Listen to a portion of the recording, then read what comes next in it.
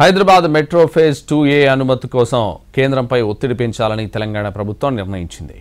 రాజకీయాలకు అతీతంగా మెట్రో అనుమతి కోసం ప్రయత్నం చేస్తామంటున్నారు డిప్యూటీ సీఎం భట్టి విక్రమార్క. ప్రధాని అపాయింట్మెంట్ కోరామని ఆయన తెలిపారు.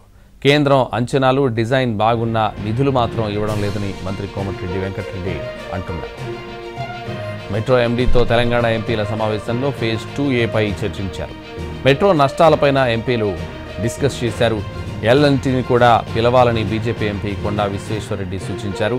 ఎల్ఎన్టీకి ప్రభుత్వం భూములు ఇచ్చింది కానీ ఇన్ఫ్రాస్ట్రక్చర్ పెంచుకోలేదు, అందుకే లాస్ అని మెట్రో ఎండీ ఎన్వీఎస్ రెడ్డి చెప్పారు.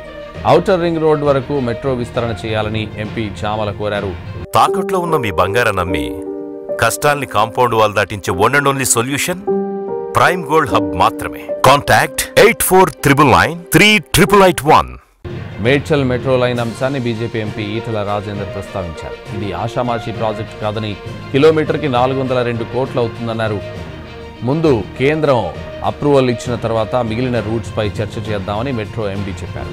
భవిష్యత్తులో ట్రాఫిక్ అవసరాలు దృష్టిలో పెట్టుకుని ఫేజ్ 2 మెట్రోను 2 కేటగిరీలుగా విస్తృత ప్రణాళికతో రూపొందించామన్నారు మంత్రి కోమటిరెడ్డి.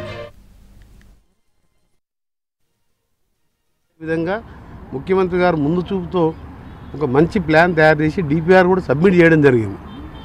లాస్ట్ ఇయర్ అక్టోబర్లో సబ్మిట్ చేసినాం.